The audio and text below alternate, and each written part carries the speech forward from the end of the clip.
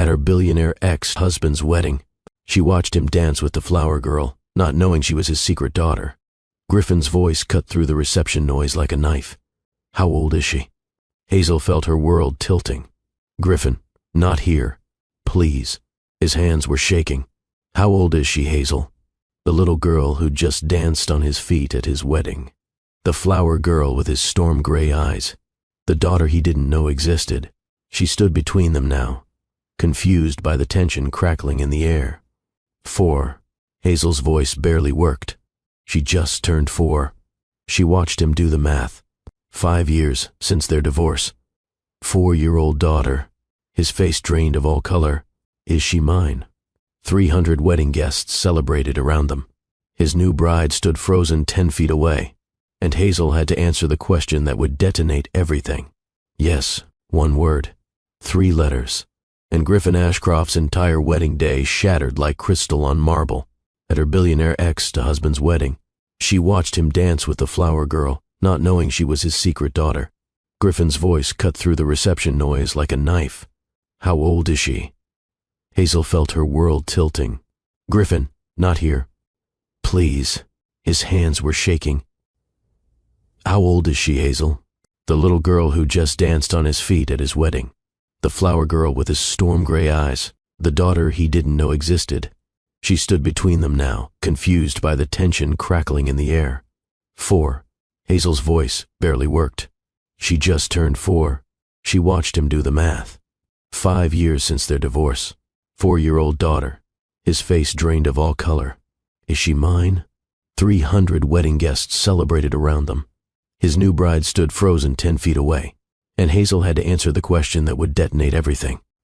Yes, 1 word. 3 letters. And Griffin Ashcroft's entire wedding day shattered like crystal on marble. But let me back up, because to understand how we got to this moment, how a father ended up dancing with his daughter at his own wedding without knowing who she was, we need to go back to where this impossible story began. Have you ever watched someone you loved celebrate their new life while your shared secret stood right in front of them? Have you ever been forced to stay silent while your world shattered into pieces you knew you'd never put back together? This is what happens when power and manipulation collide with love. This is the story of a woman who was thrown away like yesterday's trash and the child who became her anchor, her purpose, her entire reason for surviving. But here's what the billionaire ex-husband didn't know. That flower girl dancing on his shoes at his wedding reception? She's about to change absolutely everything. And the woman hiding in the shadows watching it all unfold? She's about to stop running. Welcome to Love and Twilights with Dr. Phillips, where we explore the complicated, messy, beautiful truths about love, family, and the choices that define who we become. I'm Dr. Phillips, and today's story is going to reach inside your chest and squeeze. This is about mothers who protect their children against impossible odds, about men who have to learn what it really means to fight for what matters, about families that break apart and somehow, against all logic, find ways to rebuild. If you've ever felt powerless against someone else's manipulation, if you've ever had to choose between love and survival, if you have ever wondered whether some betrayals cut too deep to ever truly heal, you need to hear every single word of what's coming. Hit that subscribe button right now and turn on those notifications, because this journey is going to challenge everything you think you know about forgiveness, redemption, and what real love actually requires. And do me a favor, drop a comment right now telling me this. What would you do if you had to keep a secret this big? If protecting your child meant hiding them from their father, would you do it? Could you live with that choice? Because Hazel Monroe lived with that choice for 5 years. 5 years of looking at her daughter's face and seeing the man who'd broken her heart. 5 years of answering the question, "Where's my daddy?" with carefully constructed half-truths. 5 years of building a life in the shadows while Griffin Ashcroft built an empire in the spotlight, and it all came crashing down at his wedding to another woman. But I'm getting ahead of myself again. Let me take you back to the beginning, back to when Hazel was just a girl with paint under her fingernails and dreams bigger than her tiny studio apartment. Back to when Griffin was a man trying to be more than his last name. Back to when they thought love could conquer anything. Spoiler alert, it couldn't. But maybe, just maybe, it could survive. The gallery opening was one of those pretentious Manhattan affairs where the wine cost more than Hazel's monthly rent, and everyone spoke in hushed, reverent tones about brush strokes and artistic vision. Hazel wasn't there as a guest. She was there in her black pants and white shirt, carrying trays of champagne, trying not to make eye contact with anyone who might realize she didn't belong in their world. She'd taken the catering job to pay for art supplies. Her real work, the paintings that made her heart sing, those were drying in her apartment 15 blocks away. This world of gallery openings and wealthy collectors, this wasn't for girls like her. Girls who'd put themselves through art school on scholarships and student loans. Girls who mixed their own paint colors because buying them pre-made was a luxury she couldn't afford. But then she saw him. Griffin Ashcroft stood in front of a painting that everyone else had walked past without a second glance. It was an abstract piece, all sharp angles and bleeding colors. Most people didn't get it, but Griffin was staring at it like it was speaking a language only he could understand. His mother stood beside him, diamonds at her throat, boredom on her face. Beatrice Ashcroft, Manhattan royalty, old money personified. She was saying something about the artist being derivative, about the whole show being a waste of their time. Griffin ignored her. He kept staring at that painting. Hazel found herself drifting closer, champagne tray forgotten. She wanted to know what he saw in it. What made him look at art like it mattered, instead of like it was just another transaction. You see it too. His voice startled her. She nearly dropped the tray. See what? The anger. He gestured to the painting. Everyone else sees chaos. But it's not chaos. It's rage. Controlled. Channeled. Transformed into something beautiful. Hazel felt her breath catch. Yes. That's exactly what it is. He turned to look at her then. Really look at her. Not the dismissive glance wealthy people gave service staff, but actual seeing. Griffin. He extended his hand. Hazel. She shook it, aware of the champagne tray balanced precariously on her other hand, aware of his mother's eyes narrowing as she watched the exchange. Beatrice's voice cut between them like a blade. Griffin, we're leaving. This entire event is beneath us. You go ahead, Mother. I'll catch up. Griffin. I said I'll catch up. Beatrice's lips pressed into a thin line. She looked at Hazel like she was something unpleasant on the bottom of her shoe. Then she left, her heels clicking against the gallery floor like gunshots. I'm sorry about that. Griffin's voice was quiet. She's not great with people. Seems like she's fine with people. Hazel felt bold suddenly. Just not with people she doesn't think matter. His laugh was surprised. Honest. You're not wrong. They talked for the next 20 minutes, about art, about the city, about what it felt like to look at something beautiful and feel it rearrange something inside you. Hazel forgot she was working, forgot she was supposed to be invisible. When her supervisor caught her and sent her back to the kitchen with a glare, Griffin followed. When do you get off work? Hazel blinked at him. What? Your shift. When does it end? In about 2 hours. Why? Because I'd like to take you to dinner. Actually dinner, not this overpriced gallery nonsense. She should have said no, should have recognized the gap between their worlds and protected herself. But his eyes were kind. His smile was real. And Hazel had spent so long being invisible that being seen felt like oxygen. Okay. He came back 2 hours later, waited outside the gallery entrance like he had nothing better to do than stand on a Manhattan street corner in a $1,000 suit. They went to a tiny Vietnamese restaurant in Chinatown where the tables wobbled and the soup came in chipped bowls and Griffin ate like he'd discovered food for the first time. This is incredible. He looked at her across the table. How did you find this place? I live 3 blocks from here. This is my neighborhood. Something shifted in his expression. Tell me about your neighborhood. So she did. She told him about her studio apartment with the broken radiator and the view of a brick wall, about the bodega owner who let her buy groceries on credit when money was tight, about the subway musicians she stopped to listen to every morning, about the art she made when everyone else was sleeping because those quiet hours were the only time her mind went silent enough to create. And Griffin listened, not the polite half-attention wealthy people gave when they were waiting for their turn to talk, but real listening, like her words mattered. Like she mattered.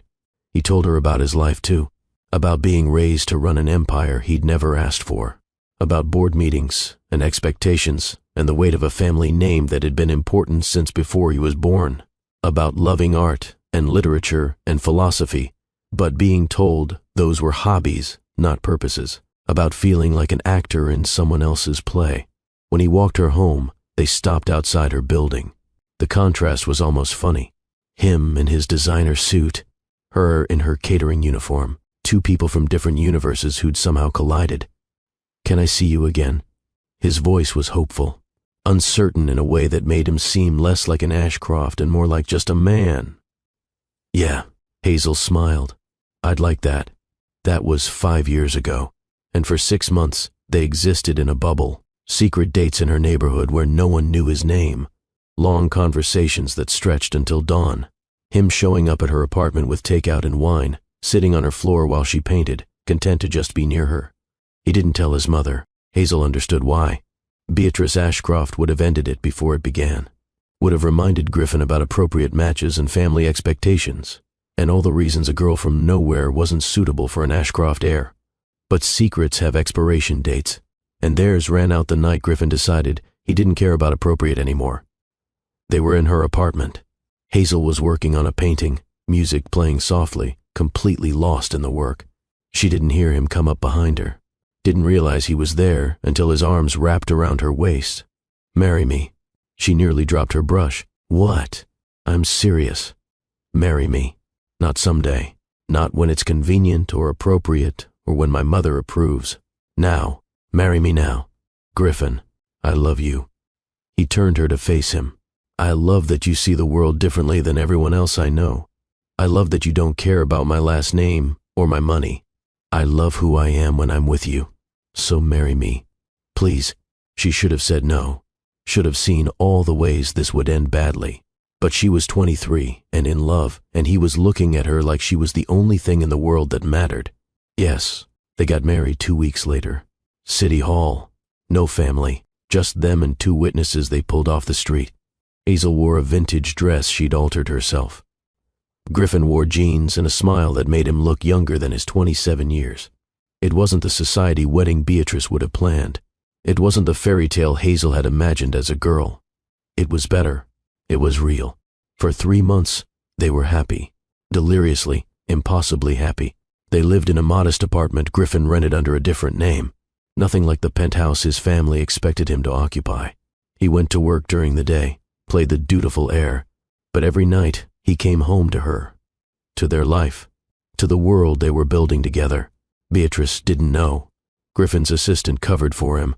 As far as his mother knew, her son was still the obedient future CEO, still unmarried, still available for whatever match she'd eventually arrange. But secrets don't stay buried forever. And Beatrice Ashcroft had built an empire on information. It was a Tuesday morning when everything fell apart. Griffin had left early for a breakfast meeting. Hazel was still in bed, fighting a wave of nausea that had been plaguing her for the past week. She'd been too scared to take a pregnancy test, too scared to confirm what her body was already telling her. The pounding on the door made her jump. When she opened it, Beatrice Ashcroft stood in the hallway like an avenging angel, 2 security guards flanking her. "Pack your things." Beatrice's voice could have frozen fire. "This farce is over." "Excuse me? Don't play stupid, dear. It's beneath even you."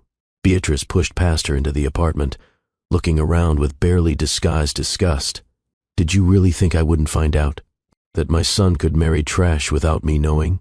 The word hit like a slap. Hazel felt her spine straighten.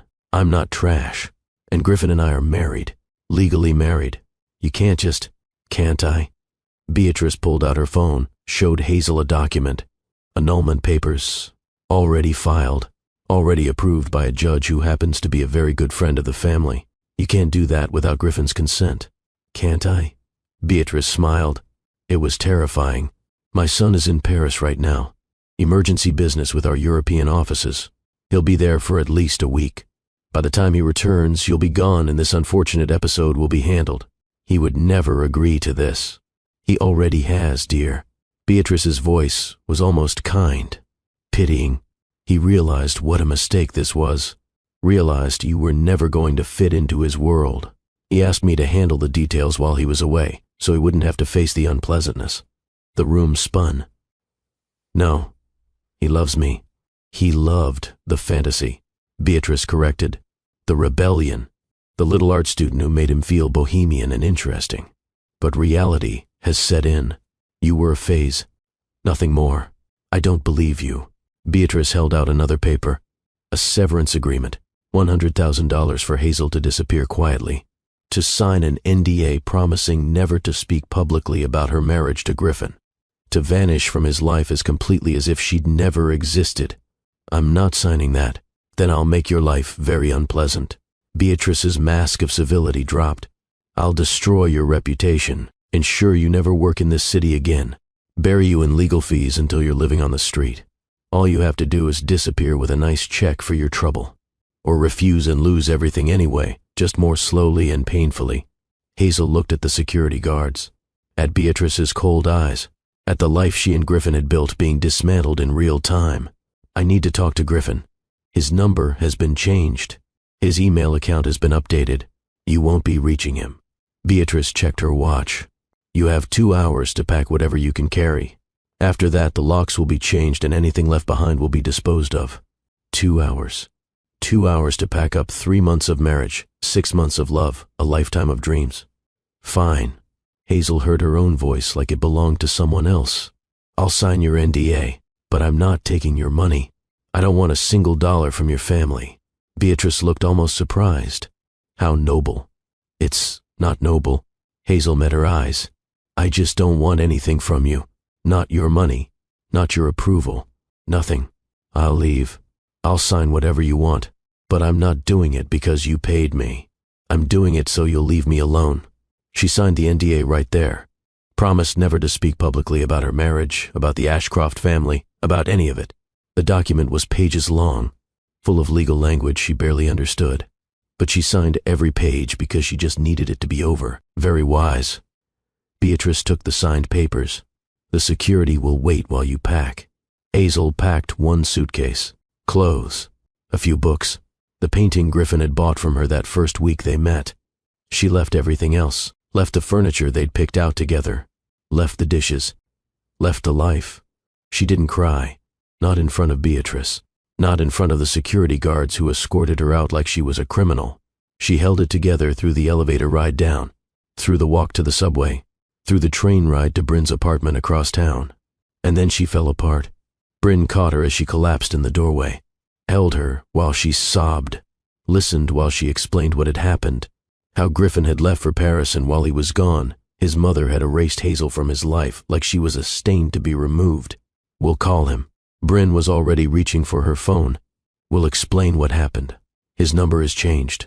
Hazel's voice was hollow. She made sure I can't reach him. Then we'll go to his office.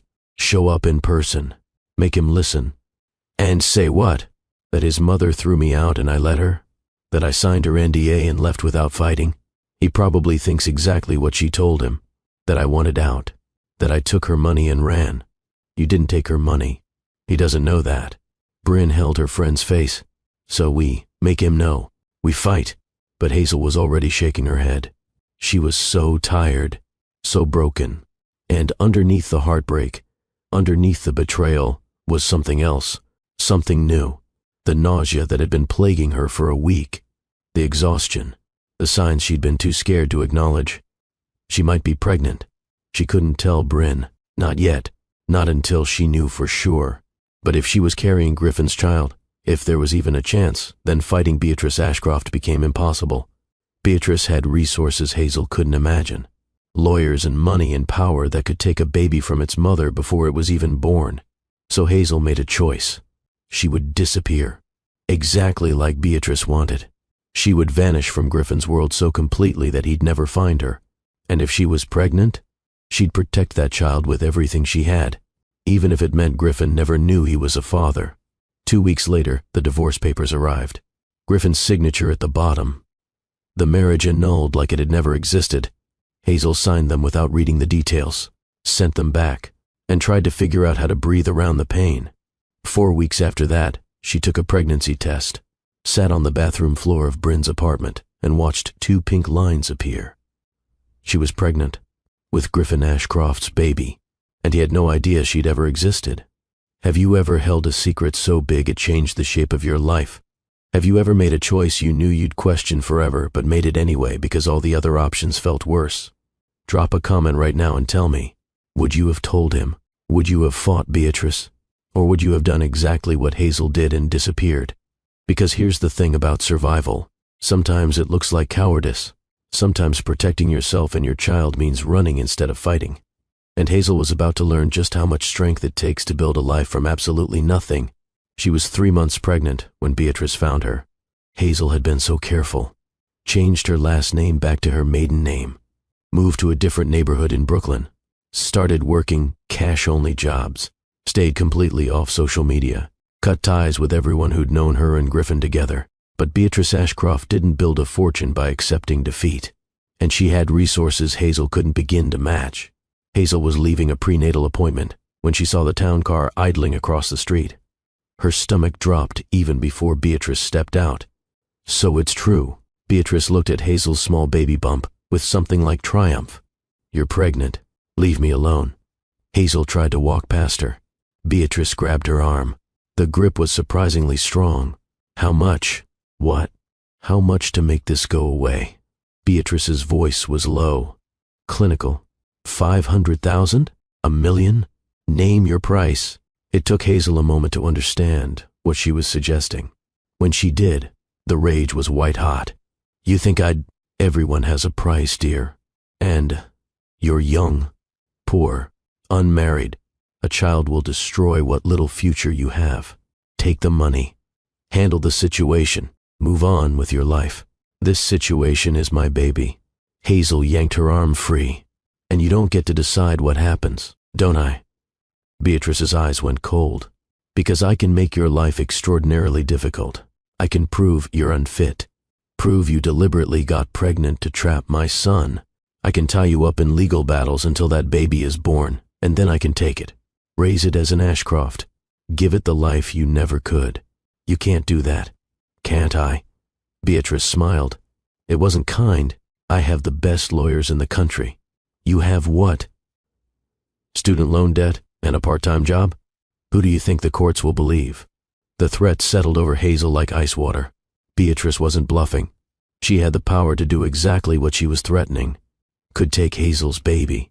Could paint her as unstable, grasping, unfit. What do you want from me? Hazel's voice shook. Disappear. Completely. Change your name if you haven't already. Stay away from Manhattan. Raise the child quietly without ever mentioning who the father is. And in exchange, I'll leave you alone. And if I don't, then I'll see you in court. And I promise you, dear, I never lose. Beatrice handed her a card. My lawyer's number.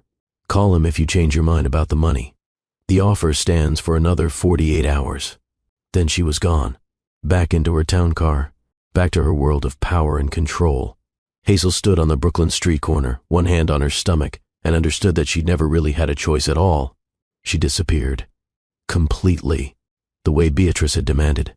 Worked 3 jobs through her pregnancy. Slept on Bryn's couch until she could afford her own tiny studio. Saved every penny for the baby that was coming. She didn't tell Griffin. Didn't try to contact him. Beatrice had made the stakes very clear. Any attempt to involve him would result in Beatrice taking her child. And Hazel would rather raise Ruby in poverty than lose her to that woman's manipulation. The pregnancy was hard. Hazel was alone, exhausted, terrified. She worked until her ankles swelled. Skipped meals to save money. Assembled a crib she'd found on the street and refinished herself. Bryn was there as much as she could be. Came to appointments. Held Hazel's hand. Promised everything would be okay even when neither of them believed it. And through it all, Hazel painted. Late at night, when she couldn't sleep, she'd paint her emotions onto canvas. The fear, the anger, the love already overwhelming her for a child she hadn't met, the grief for the man she'd lost, the future she'd imagined that would never exist. Labor started on a Tuesday. 18 hours of pain. Bryn coaching her breathing. No family, no husband. Just Hazel and her best friend, and the medical staff who'd seen 1,000 single mothers come through these doors. When they placed Ruby in her arms, Hazel understood why people said your heart could walk around outside your body. This tiny, perfect person with her father's eyes and her mother's nose. This miracle, Ruby. Hazel whispered the name through tears. The name she and Griffin had chosen together months ago, talking about someday. Her baby girl. Her reason for everything. The first year was brutal. Hazel went back to work when Ruby was 3 weeks old because she had no choice. Strapped her daughter to her chest while she worked from home doing graphic design. survived on 4 hours of sleep, learned to function in a permanent state of exhaustion. But she was also happy, watching Ruby grow, watching her personality emerge. This funny, bright, curious little girl who grabbed at everything and smiled at everyone. Hazel built a life. It wasn't the life she'd imagined, but it was theirs. She grew her freelance business, moved from the studio to a one-bedroom apartment, started doing event planning on the side, made enough to breathe a little easier. Ruby's first word was mama. Her first steps were in their tiny living room, from the couch to Hazel's waiting arms. Her first birthday was celebrated with cupcakes Hazel made herself and decorations from the dollar store. No one knew about Griffin. Hazel never mentioned him, never explained who Ruby's father was. People assumed, and she let them. Better to let people think he was some random deadbeat than to explain the truth. Ruby started asking questions around 3 years old. Where's my daddy? All her friends at daycare had daddies. Why didn't she? Your daddy isn't in our lives. Hazel chose her words carefully. But you were so loved. You have me and Aunt Bryn, and that's our family. But where is he? Sometimes people can't be together. Even when they love each other. It's complicated, baby. Ruby accepted this the way children accept everything. With questions sometimes, but mostly with the understanding that this was just how their life was. And for 4 years, that worked. 4 years of peace. 4 years of building a life. 4 years of Hazel almost believing they were safe. Then the invitation arrived. It came in a cream-colored envelope so thick it felt like a weapon. Heavy cardstock, embossed gold lettering, the kind of stationery that cost more than Hazel's weekly grocery bill. Mr. Griffin Ashcroft requests the pleasure of your company at his marriage to Celeste Hartford. Hazel stared at it like it was a snake. Her hands shook as she read her name written in calligraphy. Table 17, dinner and dancing to follow. No personal note, no explanation, just her name. Invited to watch the man she'd loved marry someone else. She threw it in the trash immediately. That is psychological warfare. Bryn fished it out, read it, threw it back. You're not going. I'm not going. Hazel agreed. But then her phone rang. A number she didn't recognize. When she answered, a crisp voice said, Miss Monroe? This is Elizabeth Chen from Ashcroft Events. We're coordinating the Ashcroft-Hartford wedding and we'd like to discuss your services. My services? Your event planning portfolio came highly recommended. We need additional coordination for the reception. Are you available for a consultation? And that's when Hazel understood. This wasn't a guest invitation. Beatrice had tracked her down, found her business, and was pulling her into Griffin's wedding as staff. The cruelty was breathtaking. Hazel should have refused, should have said no and dealt with whatever consequences came. But then the coordinator mentioned the contract, the penalty clause for backing out. 6 figures, more than Hazel made in 2 years. If you accept and then fail to fulfill the contract, the financial penalty is quite severe. The coordinator's voice was matter-of-fact. Mrs. Ashcroft insisted. She's very particular about reliability. Of course she did. Beatrice had found a way to trap her. Accept the job or face financial ruin. Come to the wedding or lose everything she'd built. Hazel took the job because she had Ruby to think about. Because 6 figures of debt would destroy them. Because Beatrice had backed her into a corner with no good options. But she made plans. She'd work the event, stay in the background, keep Ruby far away from the venue, get through one horrible day, and then be done with the Ashcroft family forever. The universe had other plans. The day of the wedding started wrong. Mrs. Kim, the babysitter, called at 6 in the morning. I'm so sorry. I'm in the emergency room. Kidney stones. I can't watch Ruby today. Panic set in. Hazel called 12 different babysitters. All booked. All unavailable. She had to be at the venue by 8 for setup. The wedding was at 2. She had no options. Bring her. Bryn was already at the venue, helping with setup. Just for the morning. I'll take her home before the ceremony. It'll be fine. It had to be fine. Hazel had no choice. She dressed Ruby in play clothes, packed snacks and coloring books, and drove to the Ashcroft estate in the Hamptons, the sprawling property where she'd once spent weekends feeling like an intruder, where Beatrice had looked at her with barely concealed disgust. Now she was back, catering her ex-husband's wedding to another woman, with their secret daughter in tow. The morning went smoothly. Ruby played quietly in the coordinator's office.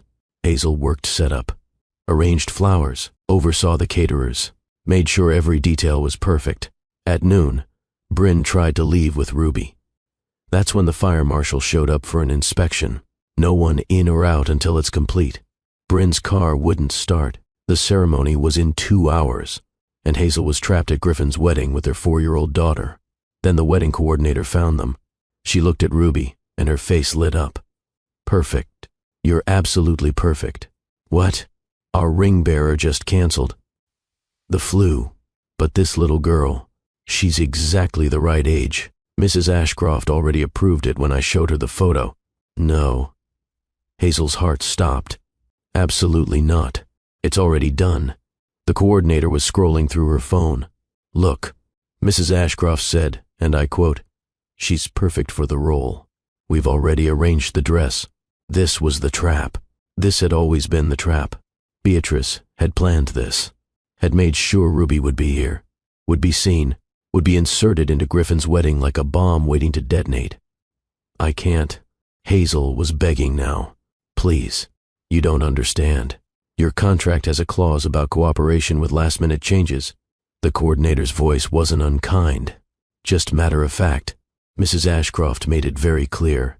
This isn't optional. So Hazel did the only thing she could. She knelt in front of her daughter. Ruby, baby, they need you to do something very special today. Can you be very brave for Mommy? What do I have to do? Walk down the aisle at the wedding? Carry a special pillow? It'll be like being a princess in a fairy tale. Really? Ruby's eyes went wide. I get to be in the wedding? Yeah, baby, you do.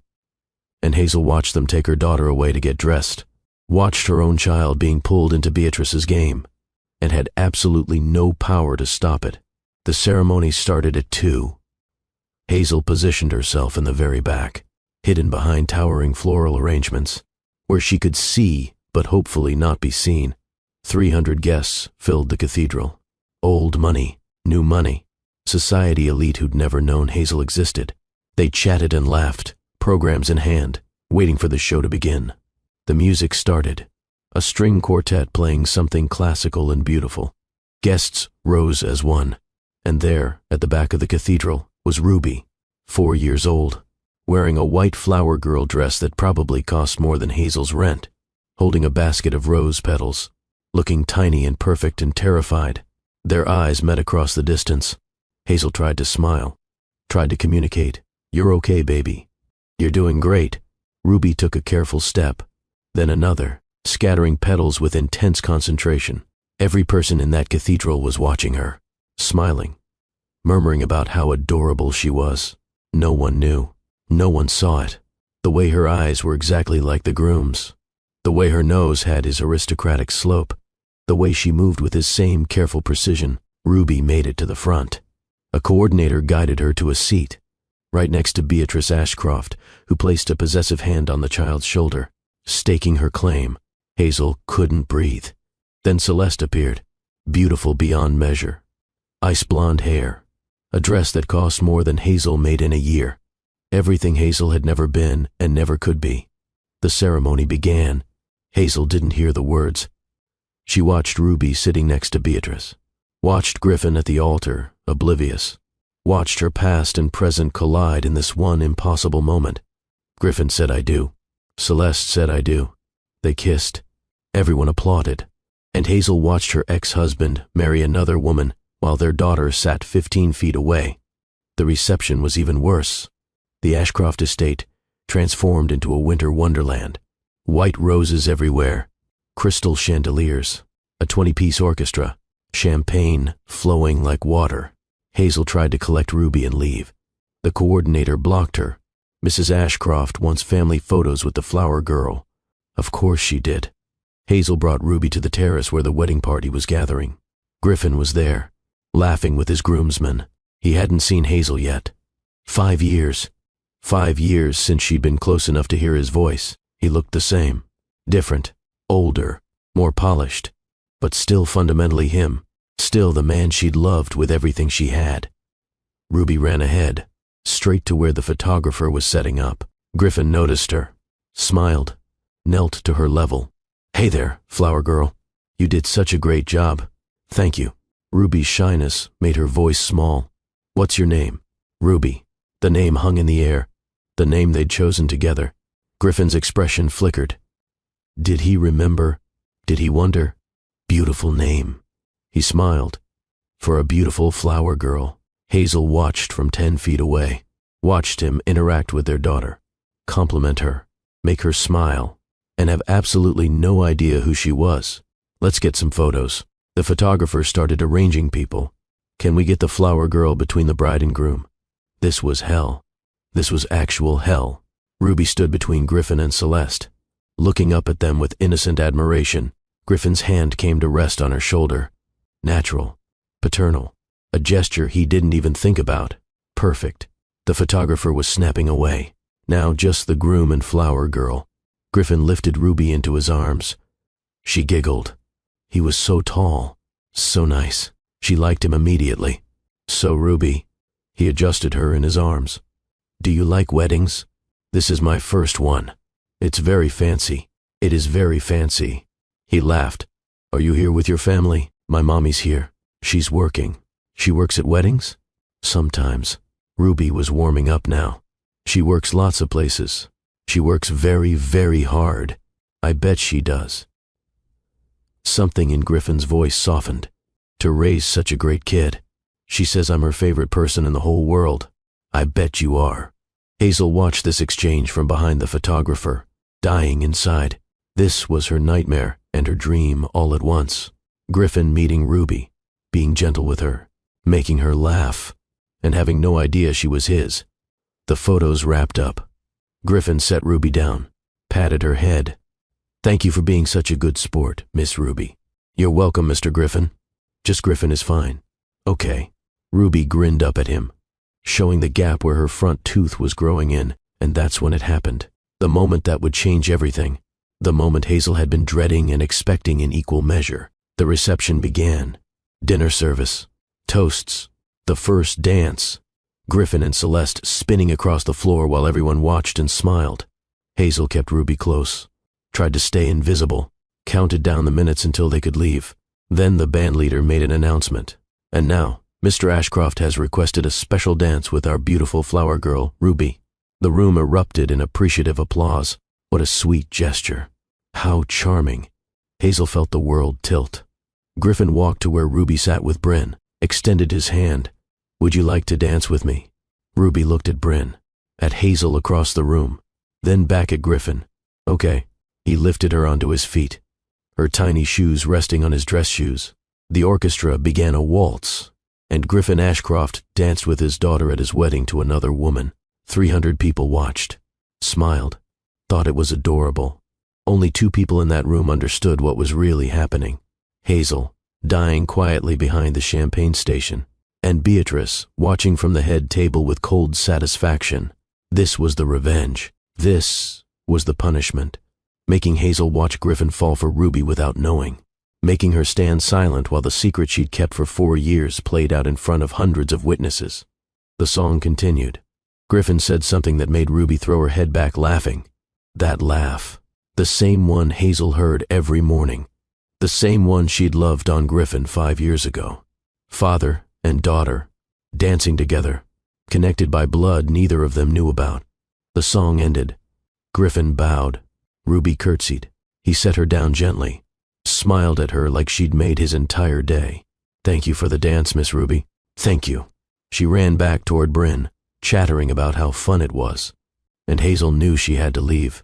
Right now, before this got any worse. She collected Ruby, made excuses to the coordinator, started heading for the exit. "Hazel?" The voice froze her in place. Griffin's voice, saying her name. After 5 years of silence, her name in his mouth. She turned slowly. He stood 10 feet away, staring at her like he'd seen a ghost. "What are you doing here?" "Working." Hazel forced her voice to stay steady. "Congratulations on your wedding." Griffin moved closer, his eyes scanning her face like he was trying to confirm she was real. "I didn't know you'd be here." "I didn't." His voice trailed off as his gaze dropped to Ruby, who was holding Hazel's hand, half hidden behind her mother's legs. Ruby peeked out at him. Hi again. Hi. Griffin's voice had gone strange, distant. He looked at Ruby, really looked at her. Then back at Hazel. His expression was changing, confusion giving way to something else, something that looked like dawning horror. Hazel saw the exact moment the pieces started fitting together in his mind. She watched him do the math, watched his eyes move from Ruby's face to hers and back again. How old is she? The question came out rough, desperate, like he already knew the answer, but needed to hear it anyway. Griffin, not here. Hazel's heart was pounding so hard she thought it might break through her chest. Please. How old is she, Hazel? Ruby pressed closer to her mother, sensing the tension, the danger in the air. Mommy, who's that? This is... Hazel's voice failed. This is an old friend, baby. Why don't you go find Aunt Bryn? But I want to stay with you. Ruby, please. Something in her mother's tone made Ruby obey. She let go of Hazel's hand and walked slowly toward where Bryn stood, near the entrance, looking back over her shoulder with worried eyes. When she was gone, Griffin spoke again, his voice barely above a whisper. How old? 4. She just turned 4. The color drained from his face. 4. 5 years since we divorced. You were, yes, pregnant. When you left, when your mother had me escorted out, yes. When you were in Paris and couldn't be bothered to answer my calls, yes. When I signed those divorce papers with your signature at the bottom, yes. I was pregnant, and you never told me. His voice was rising now, drawing attention from nearby guests. You never thought to mention that you were carrying my child? How exactly was I supposed to do that? Hazel's own anger was surfacing, breaking through the fear. Your mother changed your number, had your email blocked. She threatened me, Griffin. Told me she'd take my baby if I ever tried to contact you. So excuse me for trying to protect my daughter from a family that had already proven they'd destroy anyone who didn't fit their perfect mold. My daughter. The words seemed to break something in him. You mean our daughter? No. Hazel stepped closer, her voice fierce. Mine. I'm the one who was pregnant and alone. I'm the one who worked 3 jobs to keep a roof over our heads. I'm the one who's been there for every fever, every nightmare, every milestone. You don't get to claim her just because you finally figured out she exists. I didn't know she existed because you kept her from me. I kept her safe. From me. His voice cracked. You kept my own child safe from me. From your mother. From your family. From people who see children as pawns in power games instead of human beings who deserve to be protected. The commotion was drawing a crowd now. Guests turning to look, whispering, pulling out phones. Griffin. A woman's voice cut through the tension. Cool. Controlled. Celeste appeared beside them, still in her wedding dress, her face carefully blank. I think we should take this somewhere private. Celeste, Griffin looked at his bride, his brand new wife. I have a daughter.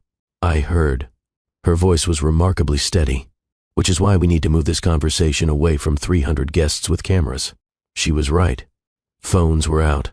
People were recording. This was about to become a scandal that would dominate society pages for months. My office. Griffin's voice had taken on that command tone. The CEO making decisions. Now. I'm not going anywhere with you. Hazel started to turn away. I'm taking my daughter and leaving. Like hell you are. Griffin grabbed her arm. Not gently. You don't get to drop this bomb and just walk away. Let go of me. Not until we talk. Not until you explain why you've been hiding my daughter for 4 years. 5 years. A new voice joined the conversation, cold as winter. She's been hiding the truth for 5 years. Beatrice Ashcroft appeared like a avenging angel, diamonds at her throat, ice in her eyes, looking at Hazel with undisguised loathing. Mother. Griffin's voice was dangerous.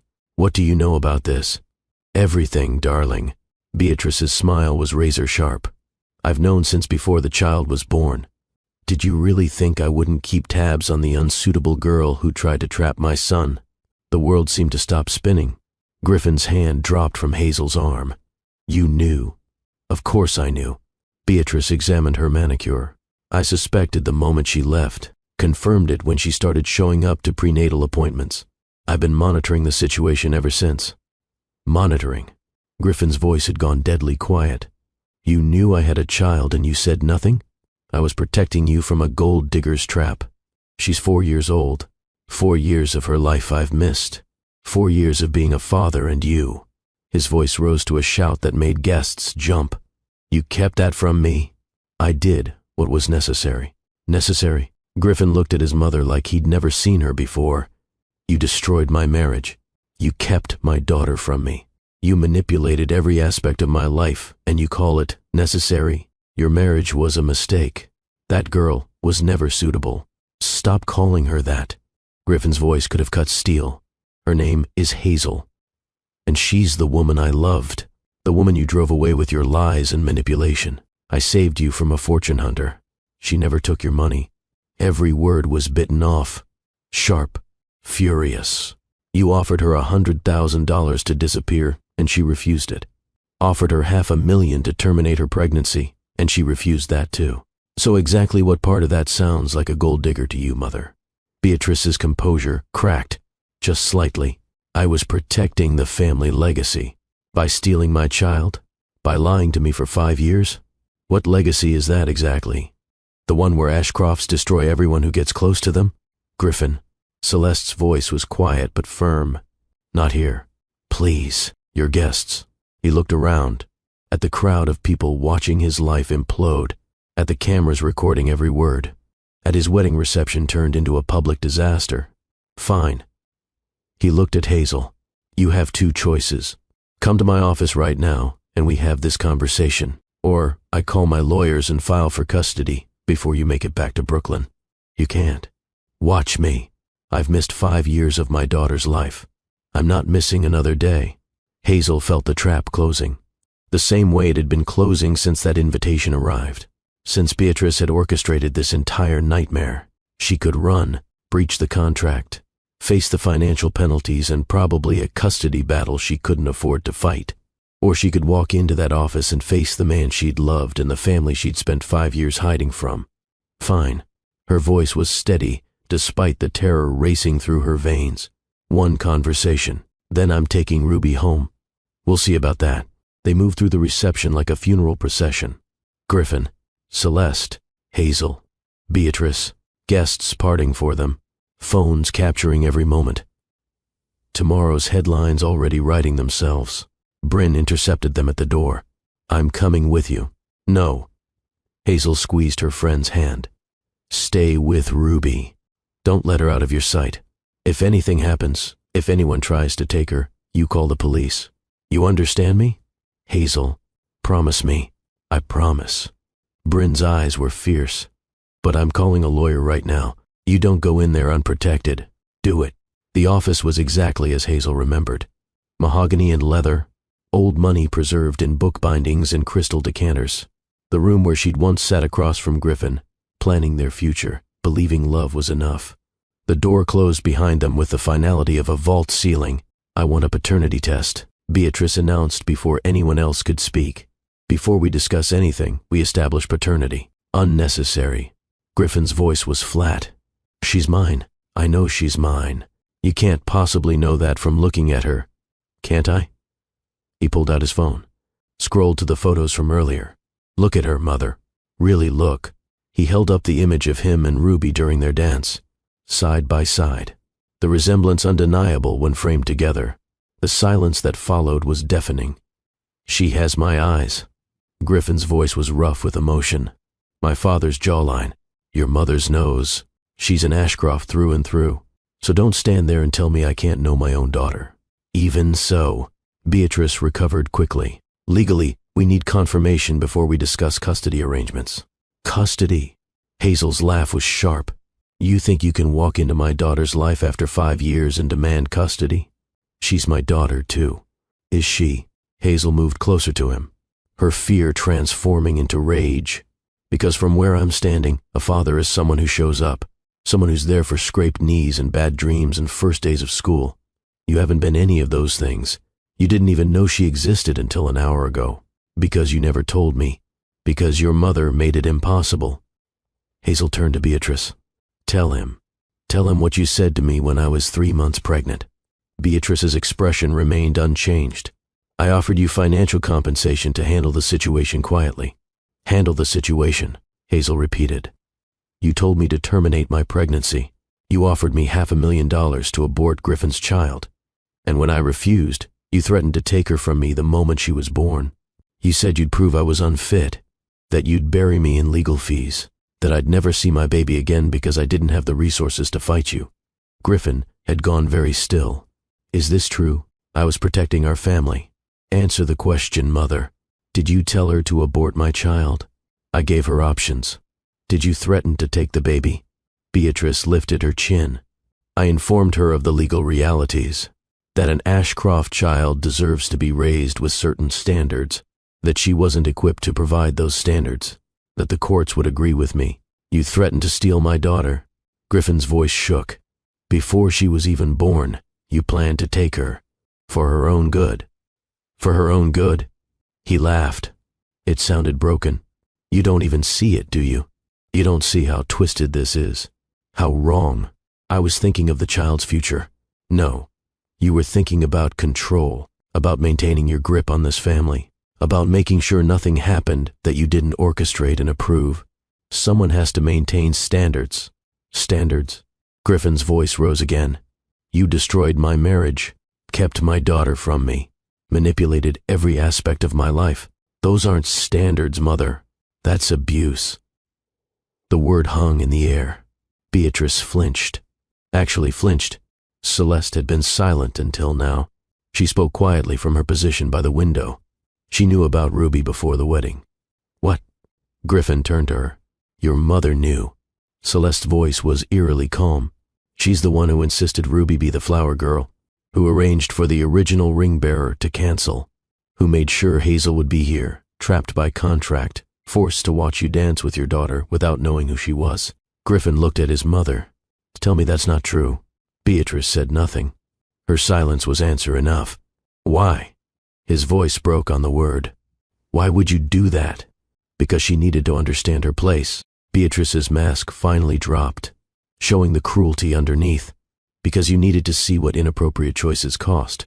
Because I wanted that girl to watch you build a proper life with a suitable wife while her bastard child served your wedding. Get out. Griffin's voice was ice. Get out of my office. Get out of my house. Get out of my life. Griffin, I said get out. You're done. No contact with me. No contact with my daughter. I'll make sure you're financially comfortable, but you are removed from all company decisions, all family trusts, all aspects of my life. Effective immediately. You can't do that. Beatrice's composure was cracking. I'm your mother, and you've spent my entire life manipulating me, controlling me, destroying anything and anyone that threatened your vision of what an Ashcroft should be. Well, I'm done being controlled. I'm done being your puppet, and I'm done letting you hurt the people I love. This is about her. Beatrice pointed at Hazel. She's turned you against your own family. No, Mother, you did that yourself. 5 years ago when you lied to me about why my marriage ended, and again today when you orchestrated this nightmare. Now get out before I have security escort you. Beatrice looked at Celeste. Surely you see how inappropriate this is. On your wedding day. My wedding day. Celeste's voice was surprisingly gentle. That's been one revelation after another. I discovered my husband has a secret daughter, that his mother manipulated all of us, that the marriage I just entered was built on lies and expectations rather than love.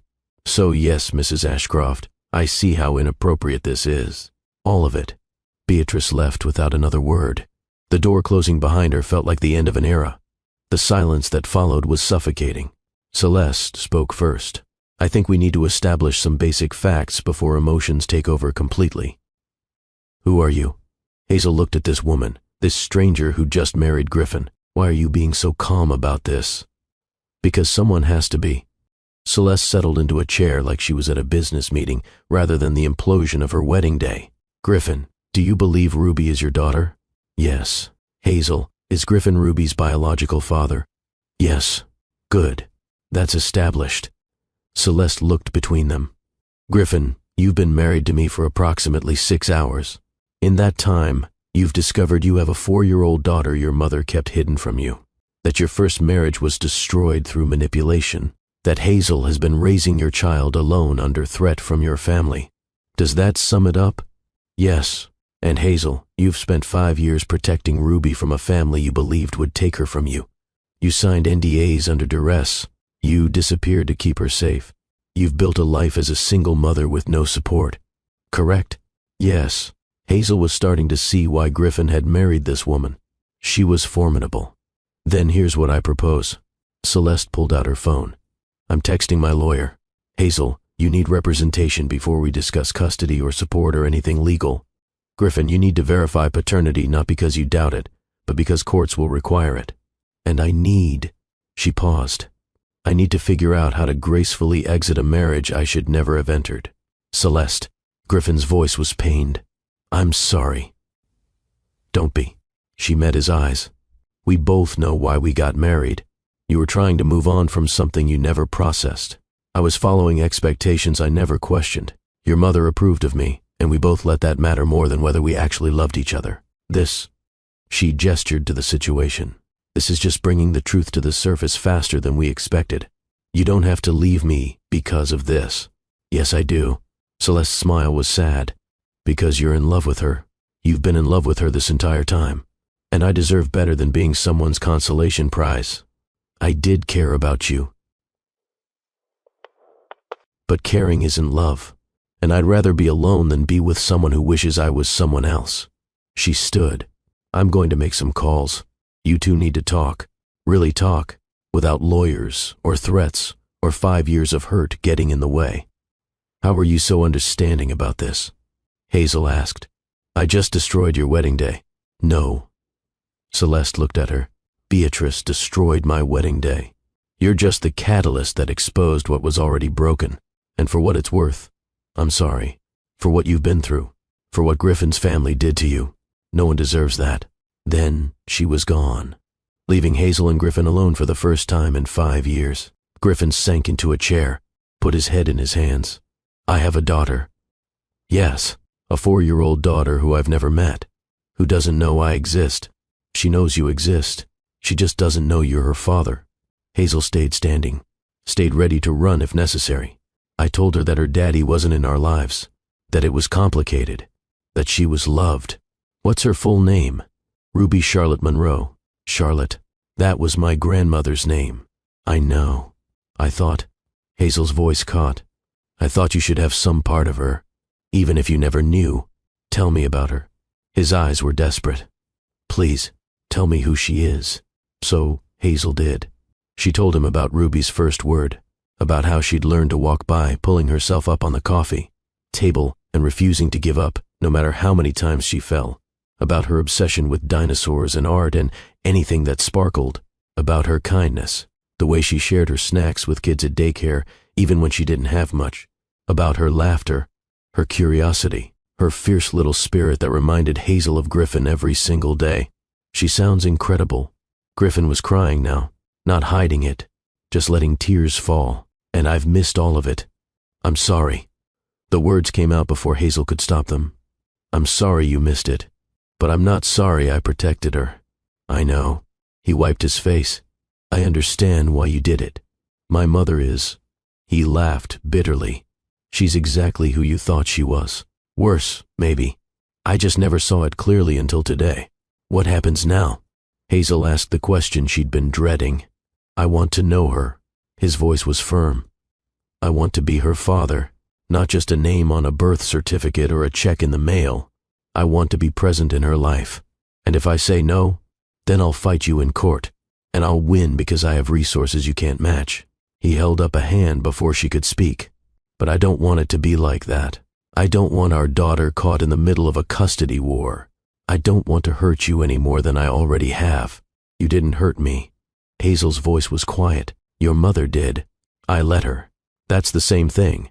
He stood, moved closer but didn't touch her. I should have fought for you 5 years ago. Should have questioned why you suddenly wanted out. Should have called you myself instead of letting Mother handle everything. I was a coward, and our daughter paid the price for it. We both did. Yeah, we did. He looked at her, really looked at her. You're different. So are you. Are you happy? Hazel, are you happy with the life you've built? The question caught her off guard. I don't know if happy is the right word. I'm surviving. building something. Ruby is the best thing that's ever happened to me. But do I wish things had been different? Do I wish she had a father? Do I wish I hadn't spent 5 years looking over my shoulder waiting for your mother to take her? Yes. To all of it. I want to change that. Not the past. I can't fix the past. But the future. Let me be part of her future. Under what terms? Whatever you're comfortable with. Supervised visits. Slow introductions. I'll go to therapy to work through the mess my mother left in my head. I'll prove I'm serious about this. About her. He paused. About making things right. You can't make this right, Griffin. You can't get back 5 years. I know. But I can do better going forward. I can be the father Ruby deserves. If you let me. Hazel wanted to say no. Wanted to protect the life she'd built. The safe, small world where Ruby was hers and hers alone. But looking at Griffin's face, at the genuine devastation there, at the man who was finally standing up to his mother after a lifetime of control, she couldn't. Okay. We can try. Slowly, carefully, with boundaries and rules and the understanding that if you hurt her, if you disappoint her, if you're anything less than consistent and present, I'm done. You don't get second chances with a 4-year-old's heart. I understand. And therapy. You go to therapy. You work through all the ways your mother messed you up. Because I won't let you pass that damage on to our daughter, already planning to call someone tomorrow. He almost smiled. What else? Your mother doesn't get unsupervised access. Ever. She sees Ruby with me present, or not at all. Agreed. Honestly, I'm not sure she'll be seeing Ruby at all. What she did today, what she's done for 5 years, that's unforgivable. Don't make promises about cutting off your mother just to impress me. Hazel warned. That's your relationship to figure out. I'm not trying to impress you. I'm trying to protect my daughter, and myself, from someone who sees people as chess pieces instead of human beings. Okay then. Hazel moved toward the door. I'm taking Ruby home now. We'll talk later about how to introduce you properly. As her father, not as the nice man from the wedding. When can I see her again? Give me a week. Let me prepare her. Let me figure out how to explain this in a way a 4-year-old can understand. A week. He nodded. Okay, I can do a week. She was almost out the door when he spoke again. Hazel? She turned back. I loved you. 5 years ago. I loved you more than I've loved anything before or since. And I'm sorry. I'm sorry I wasn't strong enough to fight for us. I'm sorry I believed my mother's lies. I'm sorry for all of it. I know. Her voice was soft. I loved you too. But love wasn't enough then, and it's not what this is about now. This is about Ruby. Just Ruby. I know. But I needed you to hear it anyway. She left before he could see her cry. Bryn was waiting with Ruby in the parking lot. The little girl was asleep in the back seat, exhausted from the day's excitement. What happened? Bryn demanded. Everything. Hazel buckled herself into the passenger seat. Let's just go home. The drive back to Brooklyn was silent, except for Ruby's soft snoring. Hazel stared out the window, watching the Hamptons give way to the city, watching the world where Griffin lived disappear in the rearview mirror. Her phone buzzed. A text from an unknown number. It's Griffin. Celeste gave me your number. I'm sorry for how today went. For all of it. Can we talk soon? Please? She typed back. 1 week. I'll call you. His response was immediate.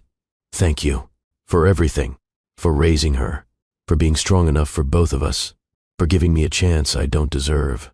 She didn't respond. Just put her phone away and closed her eyes. Have you ever made a decision that terrified you? Have you ever given someone a second chance when every instinct told you to run? Drop a comment right now. Tell me, should Hazel trust Griffin? Should she let him into Ruby's life? Or should she protect what she's built and keep him at arm's length? Because here's what happens next. The part most stories don't show you. The hard work. The slow rebuilding. The daily choice to trust or to guard. The messy, complicated reality of two people trying to co-parent when they're not quite past the hurt that tore them apart. If you're still watching, if this story has grabbed you, I need you to hit that like button right now. Subscribe to Love and Twilights with Dr. Phillips. Turn on notifications. Because we're about to jump forward. We're about to see whether Griffin can back up his promises with action. Whether Hazel can learn to trust again. Whether Ruby can have the father she deserves. Share this video with someone who needs to hear it, someone who's trying to decide whether to forgive, someone who's co-parenting through pain, someone who needs to know that sometimes the bravest thing you can do is give people the chance to prove they've changed. And comment below. Tell me what you're feeling. Tell me what you'd do. Tell me if I'm crazy for believing some people can actually transform. Because transformation is what comes next. 1 week later, Hazel sat Griffin down in her tiny Brooklyn apartment.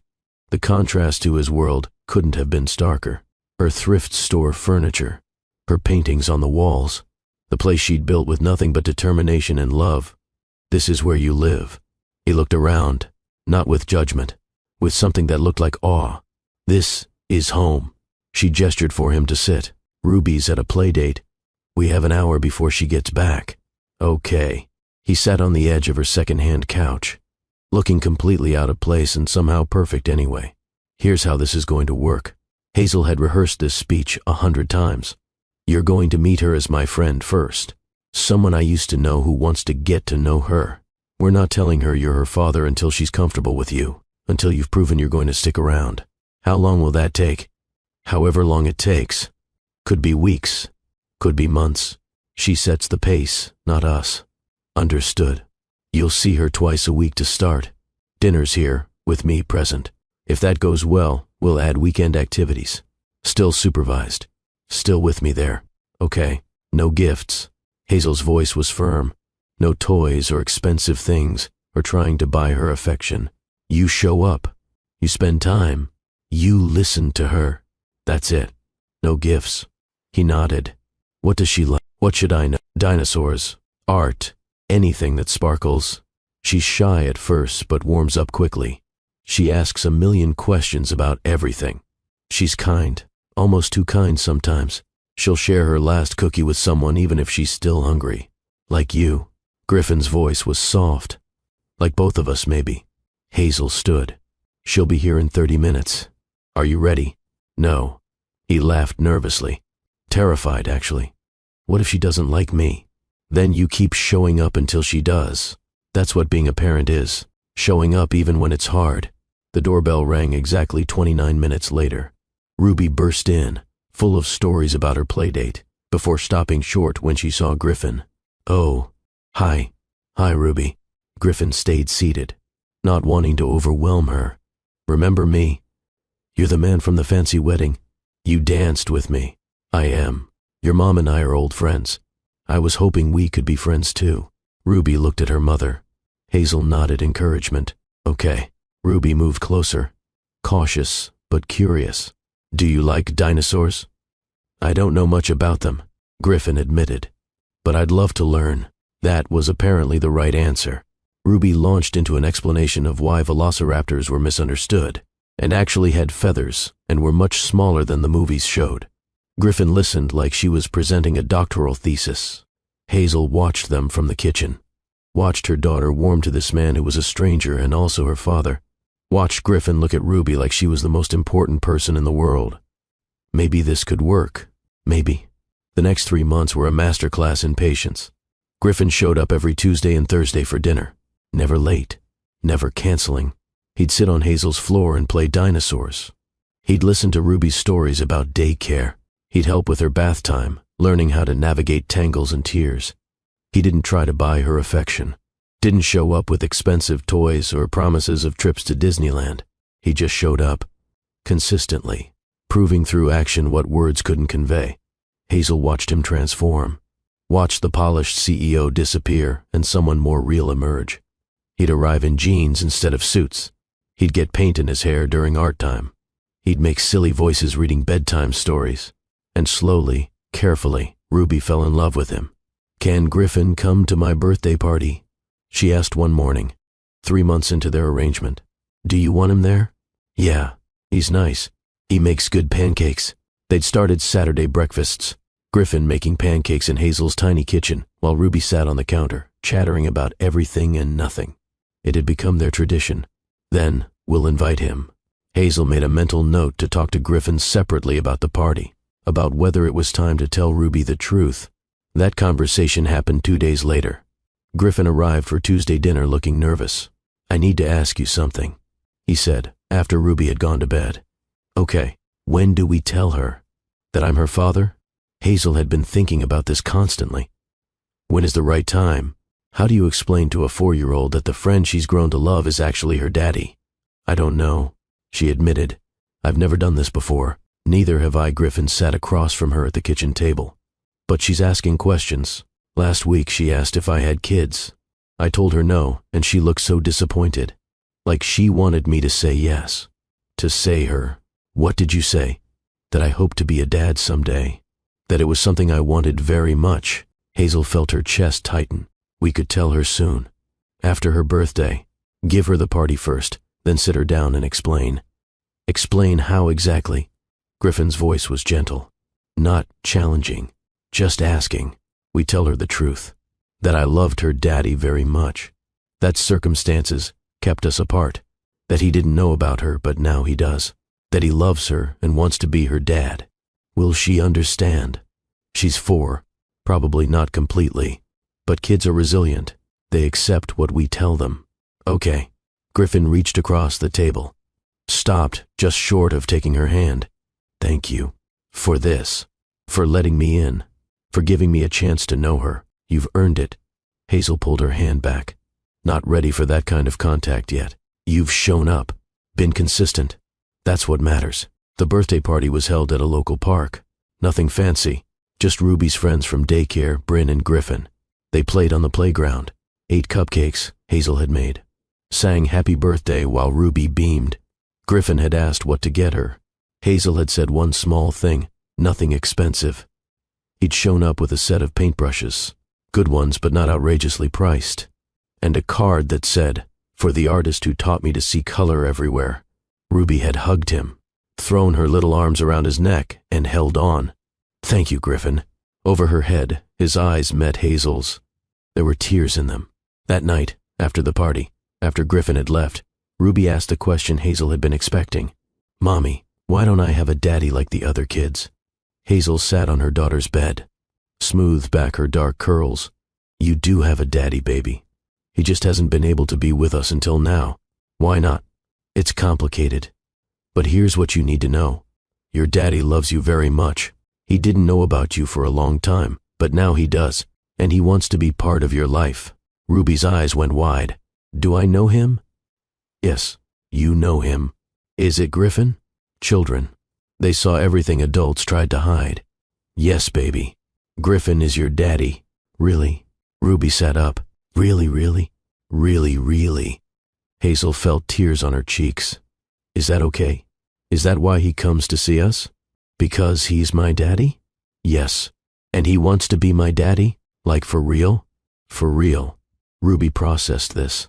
Then, can I call him Daddy? I think he'd like that very much. The next Tuesday, Griffin arrived for dinner. Ruby met him at the door, looked up at him with those storm-gray eyes. Hi, Daddy. Griffin dropped to his knees, pulled her into his arms. Hi, baby girl. He was crying. Ruby patted his face. It's okay. Mommy said you didn't know about me, but you know now, so it's okay. I love you so much. His voice broke. I'm so sorry I wasn't here before, but I'm here now. I'm going to be here from now on. Okay. Ruby hugged him back. Can we have pancakes for dinner? Through tears and laughter. Absolutely. Whatever you want. Watching them, Hazel felt something shift. Not forgiveness, not quite. But the beginning of letting go. The start of believing that maybe, just maybe, some things could be rebuilt. The next 6 months were a study in co-parenting. Griffin and Hazel worked out a formal schedule. Every Tuesday and Thursday for dinner. Every other weekend. Holidays split evenly. It was businesslike, practical. But there were moments, small moments that felt like something more. The time Ruby got sick and Griffin showed up at 2 a.m. with medicine and stayed. The whole night, helping Hazel through fever checks and vomit cleanup. The time Hazel's business nearly went under and Griffin offered connections, not money. Introductions to people who could hire her, not handouts that would make her uncomfortable. The time they both attended Ruby's preschool graduation and sat together, watching their daughter receive her certificate, both of them crying like she'd graduated Harvard. Griffin went to therapy, told Hazel about it sometimes, about unpacking his mother's control, about learning to set boundaries, about grieving the relationship with Beatrice that had never been healthy but was all he'd known. Beatrice tried to contact him multiple times. He refused every attempt, made it clear that until she apologized to Hazel and committed to therapy, there would be no relationship. She never apologized. Pride, apparently, was stronger than love for her grandson. Celeste divorced Griffin quietly, gracefully. 6 months after their wedding, it was over. Society pages speculated, but she never spoke publicly about what had happened. Just moved on. Eventually started dating someone new, someone who looked at her the way Griffin never had. And through it all, Hazel watched Griffin become a father. The real kind. Not the type who showed up for photo ops, but the kind who knew Ruby's favorite bedtime story, who could braid her hair, who understood that sometimes when she said she was fine, she wasn't. 1 year after the wedding, exactly 1 year to the day, Griffin showed up for Tuesday dinner looking nervous. "I wanted to ask you something," he said after Ruby was in bed. "Okay." Hazel had learned to read his nervous looks. "This was something big. There's a charity gala next month for children's literacy. I'm on the board. It's probably going to be boring. Black tie. Lots of speeches. But," he took a breath, "would you come as my date?" The question hung between them. Griffin. Just to see. Just to test if maybe there could be something more than co-parenting. "I'm not asking for promises. Just one night. To see if what we had is completely gone or if maybe there's something there worth exploring. I don't know if I can do that." Hazel's voice was honest. Vulnerable. "I'm still scared. Still hurt. Still not sure I can trust that you won't disappear again." "I know. And I understand if the answer is no. But I've been in therapy for a year. I've worked on myself, on understanding why I let my mother control me, on becoming someone who makes his own choices. And my choice is you. It's always been you. What about Ruby? If we try this and it doesn't work, she's the one who gets hurt. Then we're careful. We're adults about it. We make sure she knows that whether we're together or not, we're both her parents, both committed to her, no matter what." Hazel looked at this man, this person who'd been Griffin Ashcroft, heir and CEO, and was now just Griffin. Father. Person trying to be better. Person who'd spent a year proving he could change. "One date." Her voice was barely audible. "We go to your gala. We see how it feels. No promises beyond that." His smile was like sunrise. "One date. I can work with that." The gala was everything Griffin had promised. Boring speeches. Rubber chicken. The same society people who'd witnessed his wedding disaster a year ago. But Hazel wore a dress she'd designed herself. Held her head high. And when Griffin introduced her as his date, as Ruby's mother, as someone important to him, she didn't shrink. They danced. Really danced for the first time since those early dates 5 years ago. "I've missed this," Griffin said quietly. "Holding you. Don't," Hazel warned. "Don't go too fast. Sorry." He backed off immediately. "One step at a time. One step at a time," she agreed. But when he drove her home, when they stood outside her apartment building, when he asked if he could kiss her, she surprised herself. Yes, it was gentle, tentative, a kiss that tasted like possibility and second chances and all the things they'd lost finding their way back. When they pulled apart, Hazel was crying. Was that okay? Griffin looked worried. "Yeah," she laughed through tears. "Yeah, that was okay. Can I do it again?" "Not yet." She smiled. "But maybe someday. I can wait." His voice was sure. "I've got time." And he did. He waited another 6 months. 6 months of slow dating. Of dinners after Ruby went to bed. Of carefully stolen moments that didn't interfere with parenting. Of learning each other again as different people. 6 months of Hazel learning to trust. To believe that Griffin had actually changed. That he would choose her and Ruby over his mother's expectations. That he could be the man she needed him to be. It wasn't perfect. They fought sometimes. About parenting styles. About boundaries. About the past that still hurt even when they were trying to move forward. But they also laughed. Talked until 3 a.m. Built something new from the pieces of what had broken 2 years after the wedding. 2 years exactly. They were in Central Park. Ruby running ahead, chasing pigeons, wearing a purple coat Hazel had made. "I love you." Griffin said it simply. No drama. Just truth. "I love you, and I love our daughter, and I love the life we're building. And I want to ask you something. Hazel's heart started racing. Griffin, not what you're thinking. He smiled. I'm not proposing. Not yet. You're not ready, and I understand that. But I want to ask, when you are ready, when you can imagine trusting me that much again, would you consider it? Consider giving us another chance. Not picking up where we left off, but starting fresh, as the people we are now. Hazel looked at him, at this man who'd proven himself over 2 years, who showed up for his daughter without fail, who'd cut off his toxic mother, who'd gone to therapy and done the work and become someone worthy of a second chance. Ask me again in 6 months, she said, when you've kept every single promise for 3 years straight. His smile was radiant. I can do that. And he did. 3 years to the day after that disastrous wedding. 3 years of consistent fatherhood. 3 years of slow, careful relationship building. 3 years of proving he'd changed. Griffin proposed, not with $1 million ring or a grand gesture, just the two of them on Hazel's apartment building roof. Ruby asleep downstairs with Bryn. The city lights spread below them. I know I don't deserve you. His voice shook. I know I hurt you. I know 3 years doesn't erase 5 years of pain. But I love you. I love our daughter. I love the family we've built. And I want to spend the rest of my life proving I'm worthy of that love. Will you marry me? Hazel looked at the simple ring in his hand, looked at his face, looked at the future stretching out before them. She thought about the girl she'd been, young, in love, believing love conquered all. She thought about the woman she'd become, strong, independent, a mother who'd built a life from nothing.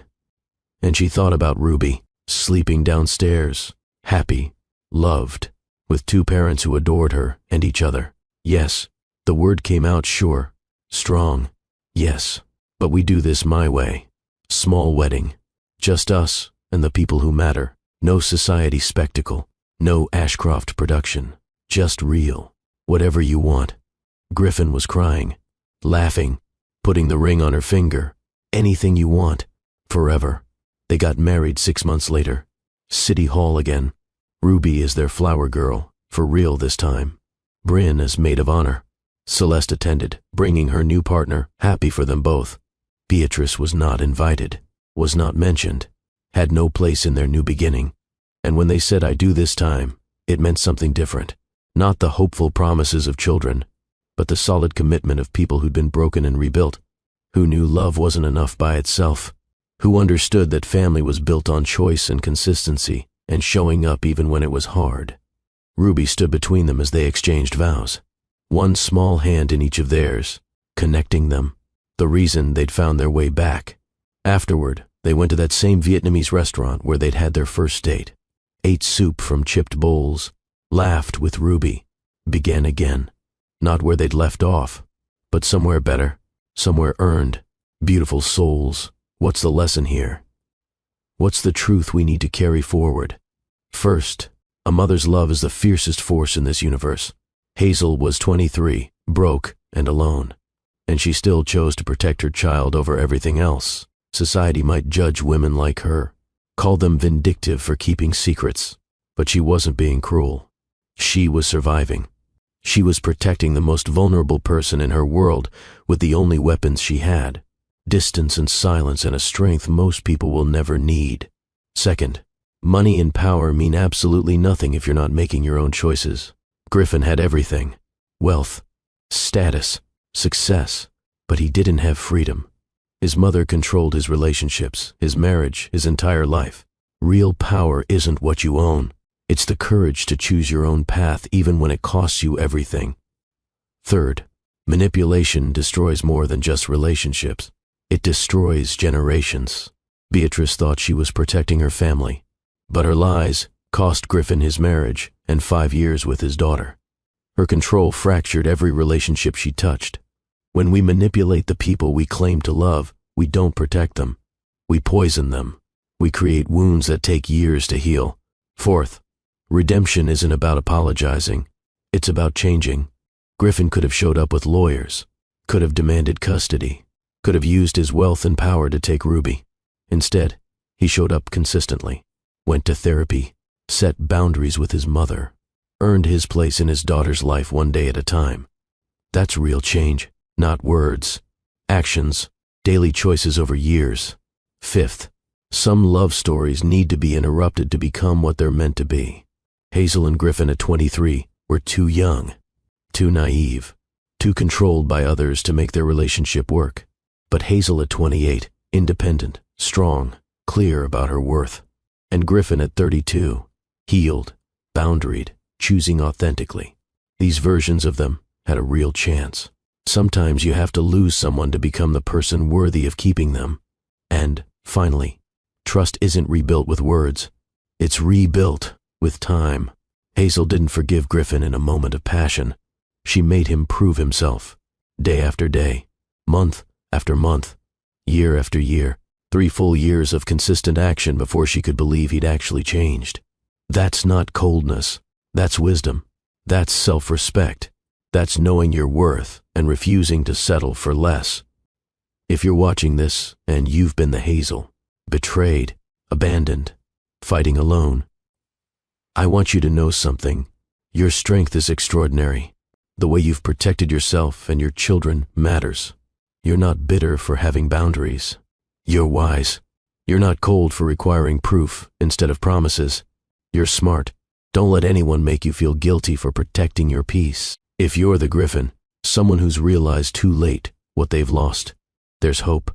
But only if you're willing to do the real work. Therapy, boundaries with toxic family members, consistent action over years. You can't buy back trust. You can't demand forgiveness. You have to earn it. One choice at a time, one day at a time, 1 year at a time. And even then, the person you hurt doesn't owe you another chance. But if they give you one, treat it like the gift it is. And if you're dealing with a Beatrice, someone who manipulates in the name of love, please understand this. You have the right to set boundaries, even with family, especially with family. Protecting your peace, your children, your relationships from manipulation isn't cruel. It's necessary. It's healthy. It's the only way to break cycles that have been poisoning your family for generations. This story doesn't have a perfect ending because life doesn't have perfect endings. It has real ones. Messy, complicated, beautiful real ones where people grow and heal and sometimes, not always, but sometimes, find their way back to each other. Different, scarred, but also stronger, wiser, more capable of real love than they were before. Hazel and Ruby started with nothing and built everything that mattered. Griffin lost everything and found what was actually valuable. And together, they created a family. Not the one they'd imagined, but the one they fought for, the one they earned. If this story touched your heart, if it made you think differently about second chances, or forgiveness, or what real love requires, I need you to do something for me. Hit that like button so YouTube knows you want more stories like this. Real, raw, meaningful narratives that actually teach us something about life. Subscribe to Love and Twilights with Dr. Phillips and turn on those notifications. Every week I'm bringing you stories that will challenge you, inspire you, and remind you of your own strength. Share this video, not for the algorithm, though I appreciate that, but because someone you know needs this message. Someone is trying to decide whether to give a second chance. Someone is fighting alone like Hazel. Someone needs to hear that redemption is possible, but it requires real work. And drop a comment. Tell me what this story taught you. Tell me what you would have done differently. Tell me if you're team second chance or team protect your peace. Because both are valid. Both are important. And the answer depends on whether someone is willing to do the work to earn that chance. I'm Dr. Phillips, and I'll see you in the next story. But before you go, remember this. You are worthy of love that chooses you. Consistently. Every single day. Love that backs up words with action. Love that sees you as a priority, not an option. Don't settle for less. Don't accept manipulation disguised as care. Don't let anyone make you feel guilty for requiring them to prove they've changed before you risk your heart again. And if you're the one who needs to change, who needs to prove themselves, understand that it takes time. Years, maybe. And that's okay. Real transformation isn't quick. It's deep. It's lasting. It's the kind of change that rebuilds foundations instead of just painting over cracks. Some love stories aren't finished when they're interrupted. They're just waiting for the people in them to become who they need to be, to grow, to heal, to learn what love actually requires. This was one of those stories, and maybe yours is too. Until next time, beautiful souls, Keep fighting for what matters. Keep protecting your peace. Keep believing that people can change when they choose to do the work. And keep loving, not recklessly, not naively, but wisely, with boundaries and self-respect, and the understanding that the greatest love stories aren't the easy ones. They're the ones that required everything from everyone involved, the ones that were earned,